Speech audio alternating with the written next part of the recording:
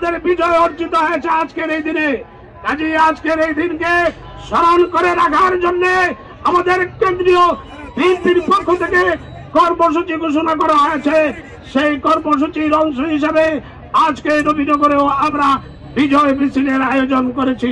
প্রিয় ভাইয়েরা আমার, আপনারা নবীনগর থেকে, নবীনগরের 21টি ইউনিয়নের 100 ওয়ার্ডের থেকে আজকে সম্মানিত নেতৃবৃন্দ এখানে কষ্ট করে উপস্থিত হয়েছেন।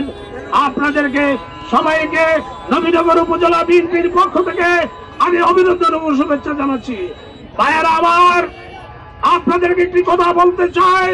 আমাদের প্রিয় নেতা মাননীয় ভারপ্রাপ্ত চেয়ারম্যান, তার নেতৃত্বে দীর্ঘ 17 বছর এদিকে আন্দোলন হয়েছে। সে আন্দোলনের বিষয় ছিল ফ্যাসিস্ট সরকারের পতন এবং এদেশে গণতন্ত্র পুনরুদ্ধার করা এবং মানুষের ভোটের অধিকার পুনরুদ্ধার করা।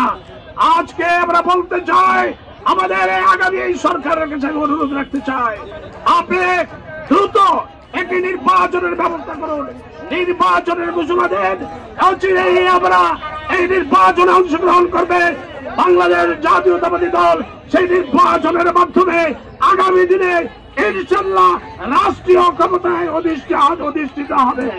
আমাদের প্রিয় নেতা রাষ্ট্র কাঠামোর যে 31 দফা দিয়েছেন, আপনারা সেই 31 দফা ঘরে ঘরে পৌঁছে দিবেন। 31 দফা হচ্ছে এদেশের 18 কোটি মানুষের মুক্তির সনদ। 31 দফা হচ্ছে এদেশের খেটে খাওয়া মানুষের সনদ। 31 দফা হচ্ছে আমার দেশের কামার কুমার তাঁতি রিক্সা চালক ভ্যান চালক তাদের কথা বলেছে। বিএনপি হচ্ছে এদেশের গণমানুষের দল, এই দেশের মানুষের কথা বলে, এই দেশের মানুষের পাশে আছে, মানুষের পাশে থাকবে।